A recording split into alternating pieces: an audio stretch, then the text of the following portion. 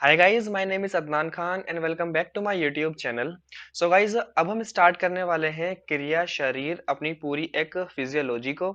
जैसे कि आपको पता है, मैंने अभी पेड लेक्चर में स्टार्ट की थी क्रिया शरीर, लेकिन तुम्हारा मुझे इतना अच्छा रिस्पांस नहीं मिला। इसलिए मैं तुम्हारे लिए बिल्कुल फ्री ऑफ कॉस्ट स्टार्ट करने जा रहा हूँ क्रिया शरीर के लेक्चर, जो डेली यूट्यूब पर 8 बजे अवेलेबल हो जाएंगे, मंडे टू फ्राइडे। आप स्टे ट्यून्ड रहे मेरे साथ, सब्सक्राइब कर लें चैनल को और बेल आइकन को प्रेस कर लें, जिससे डेली आपको 8 बजे नोटिफिकेशन मिल जाए और आप डेली लेक्चर देख सकें। ठीक है, तो चलो स्टार्ट करते हैं हम आज क्रिया शरीर। तो देखो, अभी तुम 12th पास आउट कर कर अभी तुमने आयुर्वेद में कदम रखा है। अभी तुम बहुत ज्यादा कंफ्यूज हो रहे होंगे कि हमें किस तरीके से पढ़ना है, एनाटॉमी किस तरीके से पढ़नी है, फिजियोलॉजी किस तरीके से पढ़नी है, पदार्थ विज्ञान है तुम्हारे पास, और तुम्हारे पास अष्टांग हृदय है, संस्कृत तो है ही। अब लेकिन मैं यहाँ पर सिर्फ और सिर्फ तुमसे बात करूंगा क्रिया शारीर की। हम इसके पैरेलल एनाटॉमी की वीडियोस भी बनाएंगे। एंड जो पदार्थ विज्ञान है, पदार्थ विज्ञान के हम पेड क्लासेस स्टार्ट करने वाले हैं 15 दिसंबर से। अगर तुम चाहते हो कि वो क्लासेस भी लेना तो तुम ज्वाइन कर सकते हो। लेकिन क्रिया शारीर की क्लासेस और एनाटॉमी की क्लासेस बिल्कुल फ्री रहेंगे यूट्यूब चैनल पर ही, वो तुम देख सकते हो।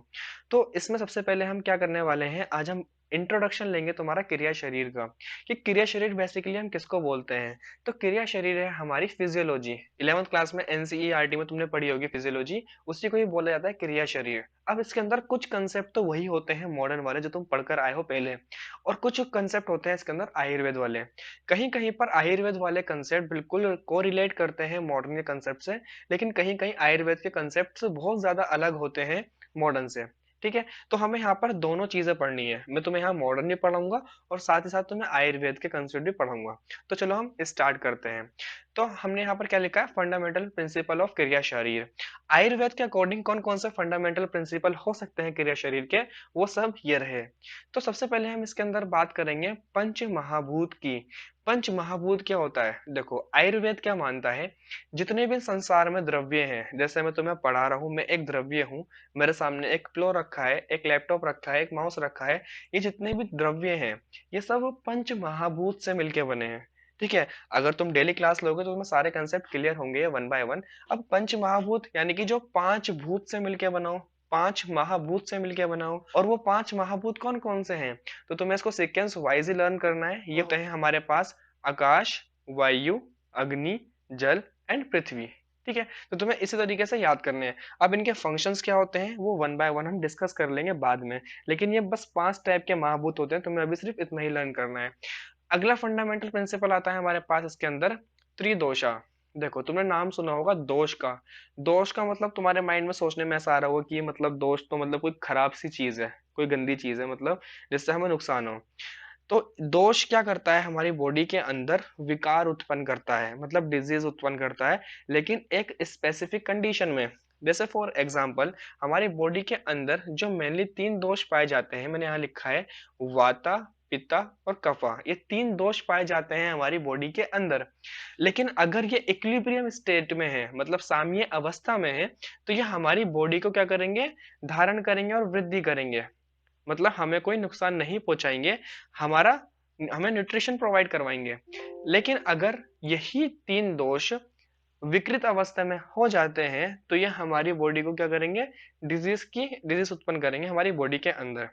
तो ये तीन, ये फंडामेंटल प्रिंसिपल किसका आता है, त्रिदोषा का आता है। अगला आता है त्रिगुण। हमारी बॉडी के अंदर तीन गुण होते हैं, कौन कौन से, सत्व रजतम, इसके बारे में भी हम डिस्कस करेंगे।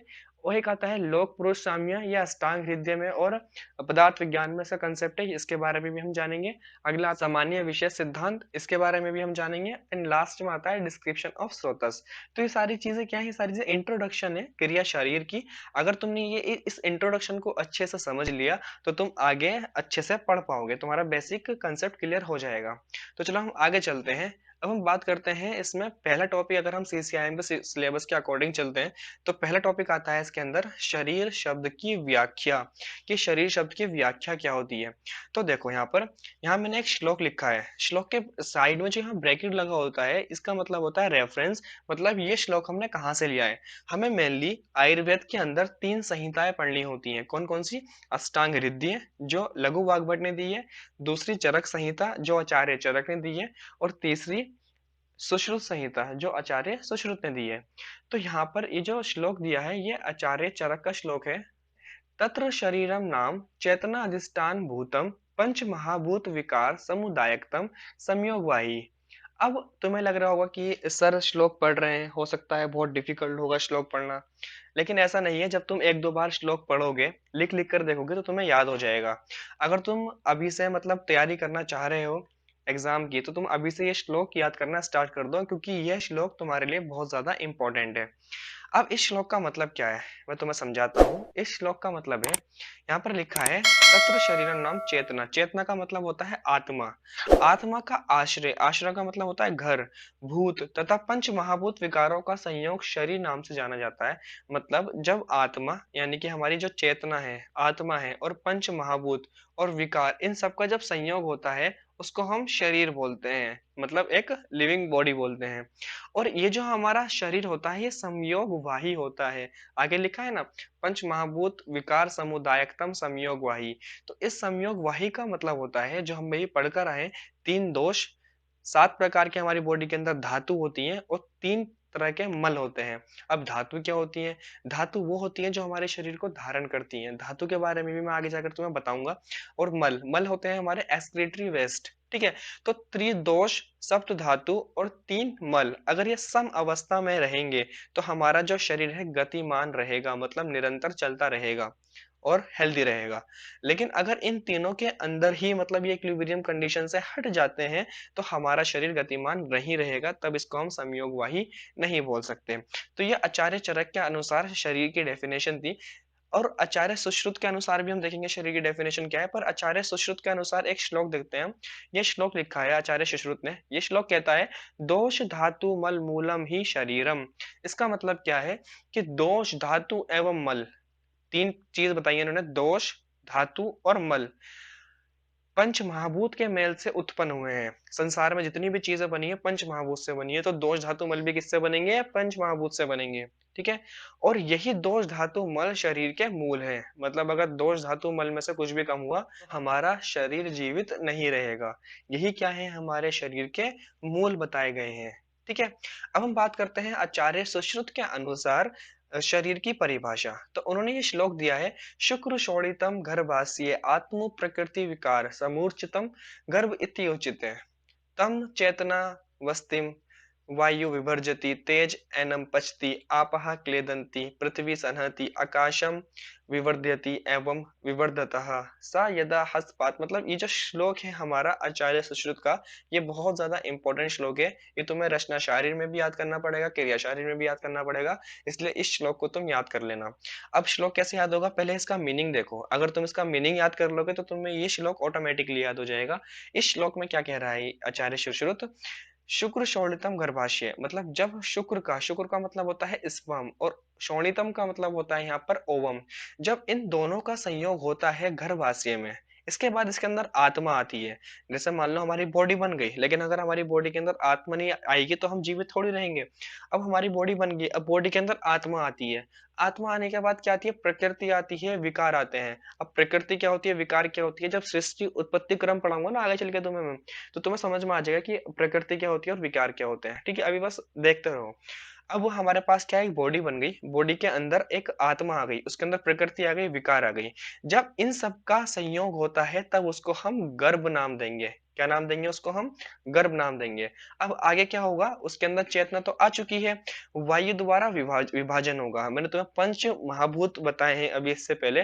तो जो पंच महाभूत हैं उनके यहाँ पर अलग अलग कार्य बताए गए हैं। जैसे मैं तुम्हें यहाँ पर बताता हूँ, जो हमारा वायु महाभूत है, ये लिखा देखो यहाँ पर, गर्भ में वायु द्वारा विभाजन। विभाजन का मतलब होता है सेल डिफरेंशिएशन। जैसे मान लो हमारे सबसे पहले हमारे में क्या बनेगा? कि एम्ब्रियो बनेगा। अब एम्ब्रियो से ही सारी चीजें बननी है, तो उसके अंदर क्या होगा? सेल में डिफरेंशिएशन होना जरूरी है। क्यों? एक पार्ट बनाएगा एक्टोडर्म, एक बनाएगा मेसोडर्म, एक बनाएगा एंडोडर्म। एक्टोडर्म वाला पार्ट ब्रेन बनाएगा, मेसोडर्म वाला जो पार्ट है वो कनेक्टिव टिश्यू बनाएगा और भी बहुत सारी चीजें बनाएगा, और एंडोडर्म वाला पार्ट लंग्स बनाएगा और भी बहुत सारी चीजें बनाएगा। तो ये सारी चीजें बनाने के लिए क्या? सेल का डिफरेंशिएशन होना बहुत ज्यादा जरूरी है। तो इसका डिफरेंशिएशन कौन करता है? वायु महाभूत करती है। अगला आता है तेज से पाचन। मतलब जो हमारे पास अग्नि महाभूत है, तेज का मतलब होता है अग्नि नहीं। तो यहाँ पर जो तेज महाभूत है, ये करता है डाइजेशन का काम करता है। आगे लिखा है जल से क्लेदन, जो म्यूकस प्रोवाइड करवाता है वो हमारा जल प्रोवाइड करवाता है। पृथ्वी से कठिनता आती है, जो ठोस स्ट्रक्चर बनता है, जैसे बोन्स वगैरह हो गए, वो किससे बनेंगे? पृथ्वी महाभूत से बनेंगी। आकाश महाभूत द्वारा मतलब खाली स्थान, रिक्त स्थान का फॉर्मेशन होता है। अब आकाश महाभूत कैसे? जैसे मान लो हमारा स्टमक है, स्टमक के अंदर क्या है? कैविटी है। तो जितनी भी कैविटीज वाली चीजें हैं वो सब किससे बनेंगी? आकाश महाभूत द्वारा बनाई जाएंगी। ठीक है। अब इसके बाद क्या होगा? उस गर्भ के अंदर हस्त मतलब हाथ, हाथ, पाद मतलब पैर, जिह्वा मतलब टंग, कर्ण मतलब कान, इन सब अंगों का निर्माण होना स्टार्ट हो जाएगा। इसके बाद हम इसको शरीर नाम देंगे। मतलब इन दोनों ही आचार्यों ने अपनी अलग अलग बात बोली है। अगर हम बात कर रहे थे आचार्य चरक के अनुसार, तो उन्होंने सिंपल बोल दिया, जहां पर आत्मा रहती है और उसमें पंच महाभूत और विकार का संयोग होता है, उसे हम शरीर बोलेंगे। लेकिन आचार्य सुश्रुत क्या बोलते हैं कि देखो, जब शुक्र शोणित का गर्भाशय में संयोग होता है, उसके अंदर प्रकृति और विकार आते हैं, फिर उसके अंदर पंच महाभूत कार्य करते हैं अपने अपने, उसके बाद इसके अंदर हाथ पैर जिह्वा घ्राण ये सब स्ट्रक्चर्स बन जाएंगे, ये उसके बॉडी ऑर्गन्स बन जाएंगे, तब जाकर हम उसको शरीर नाम देंगे। आई होप आपको ये अब क्लियर हो गया होगा कि शरीर क्या होता है। अब आयुर्वेद के अंदर बहुत जगह तुम्हें चार वर्ड देखने के लिए मिलेंगे। शरीर, देह, काय, पुरुष, ये क्या होते हैं? ये शरीर के पर्याय हैं। कहीं पर अगर तुम्हें देह वर्ड मिलता है बुक में, तो तुम घबराना मत, देह का मतलब क्या है? शरीर। कहीं काय मिलेगा तो शरीर। और जो पुरुष वर्ड है, पुरुष वर्ड कहीं कहीं आत्मा के लिए भी लिया गया है, कहीं कहीं शरीर के लिए भी लिया गया है। तो इससे तुम्हें घबराने की जरूरत नहीं है, जहां तुम्हें जैसा फिट लगे वहां उसको तुम एडजस्ट कर देना अपने हिसाब से। पहले हम बात करेंगे इसमें शरीर के बारे में। शरीर क्या कहती है? शरीर पर्याय क्या है? तो शरीर पर्याय है शीर्यते इति शरीरम, मतलब जिसका निरंतर नाश होता रहता है उसे शरीर कहते हैं। निरंतर नाश का मतलब क्या है? अब हम जैसे हमारा शरीर है, अब जैसे कोई भी नॉर्मल व्यक्ति है, उसकी एक पर्टिकुलर आयु है, तो वो उस अपनी आयु के करीब जा रहा है, तो उसका क्या हो रहा है? निरंतर नाश हो रहा है, मतलब उसके अंदर कैटाबॉलिक प्रोसेस जो है चलती जा रही है, चलती जा रही है। ठीक है, जो उसे मृत्यु की तरफ लेकर जा रही है, तो उसको क्या बोलेंगे हम? शरीर बोलेंगे। अगला आता है देह। देह का मतलब क्या है? देह उपचय। देह उपचय का मतलब क्या होता है? देखो, हमारी बॉडी के अंदर दो टाइप की प्रोसेस चलती रहती है, एक कैटाबॉलिक प्रोसेस और एक एनाबॉलिक प्रोसेस। अब आयुर्वेद के अंदर बताई गई है कि कैटाबॉलिक प्रोसेस कहाँ ज्यादा होती है और एनाबॉलिक प्रोसेस कहाँ ज्यादा होती है। तो हमारे जो जीवन काल होते हैं, इसके हमारे पास तीन अवस्थाएं आती हैं। एक आती है बाल्य अवस्था, ठीक है, यहाँ लिखा है ना बाल्य अवस्था। एक आती है युवा अवस्था और एक आती है वृद्ध अवस्था। अब जो बाल्य अवस्था है, बाल्य अवस्था मतलब जो हमारा चाइल्डहुड है, तो चाइल्डहुड के अंदर क्या होगा? में निर्माण की क्रियाओं का संचय रूप होता है। मतलब जो एनाबॉलिक प्रोसेस है वो ज्यादा होती है बाल्य अवस्था में। और जो युवा अवस्था होती है, मतलब जो अडल्ट वाली एज होती है, वहां पर विनाश एवं निर्माण क्रियाओं में समानता बनी रहती है। मतलब कैटाबॉलिक प्रोसेस और एनाबॉलिक प्रोसेस क्या होती हैं? वो ऑलमोस्ट इक्वल चल रही होती हैं। परंतु वृद्ध अवस्था में विनाश की क्रियाओं का प्रभाव अधिक होता है। मतलब जो हमारे बुढ़ापे की अवस्था होती है, वहां पर कैटाबॉलिक प्रोसेस ज्यादा चल रही होती है एनाबॉलिक प्रोसेस प्रोसेस के कंपैरिजन में। ठीक है, जिसकी वजह से हमारा निरंतर नाश होता रहता है। तो यहाँ पर भी एक तरीके से क्या बताया गया है कि जिसका निरंतर नाश होता रहता है उसको हम शरीर बोलेंगे। तो ये भी एक ही बात हुई, शरीर की डेफिनेशन भी और देह भी। आगे पढ़ेंगे हम। आगे इसका नेक्स्ट पर्याय आता है काय। काय का मतलब क्या है? अन्न द्वारा जिसका पोषण एवं निर्माण होता है उसे काय बोलते हैं। जैसे हम कोई खाना खाते हैं, तो हमारा जैसे हार्ट है, तो हार्ट का पोषण कैसा होगा? उस खाने के द्वारा ही तो होगा। न्यूट्रिशन कैसे मिलेगा हमारे हार्ट को? उस खाने से ही मिलेगा। अगर हम ऐसी चीज खाएंगे जिससे हमारा हार्ट और मतलब अच्छा हो और मतलब अपना नॉर्मल फंक्शन करता रहे, तो हमारा हार्ट नॉर्मल फंक्शन करता ही रहेगा। लेकिन अगर हम ज्यादा फैटी चीज खाएंगे तो क्या होगा? हमें हार्ट अटैक आने के चांसेस भी ज्यादा रहते हैं। ठीक है, तो पोषण किससे होता है? जनरली अन्न से होता है। अन्न का मतलब होता है खाना, आहार से होता है। नेक्स्ट आता है इसके अंदर लास्ट पुरुष, मतलब जो शरीर में विद्यमान रहे। मतलब यहाँ पर आत्मा की बात चल रही है। हमारे शरीर के अंदर कौन सबसे ज्यादा विद्यमान है? पुरुष है। मतलब आत्मा, अगर हमारे शरीर से आत्मा निकाल दी तो हम क्या हो जाएंगे? मृत हो जाएंगे, हम मर जाएंगे। इसलिए पुरुष को क्या बोला गया है? ये हमारे जो शरीर के अंदर विद्यमान रहती है उसको पुरुष कहते हैं। ठीक है, आज के लेक्चर में हम सिर्फ इतना ही रहने देते हैं, बाकी बात हम इसके नेक्स्ट लेक्चर में करेंगे। अगर आपको ये वीडियो अच्छी लगी तो इस वीडियो को लाइक करना। अगर आपको कुछ भी सजेशन देना है, जो भी टॉपिक मुझसे पढ़ना है के शरीर के अंदर, तो मुझे बता सकते हो। जनरली मैं जो तुम्हें पढ़ाऊंगा वो सिलेबस के अकॉर्डिंग ही पढ़ाऊंगा, जो CCIM का सिलेबस है उसके अकॉर्डिंग ही पढ़ाऊंगा। बट तुम्हें फिर भी कोई भी क्वेरी हो तो कमेंट बॉक्स में जरूर बताना। Okay, thank you so much.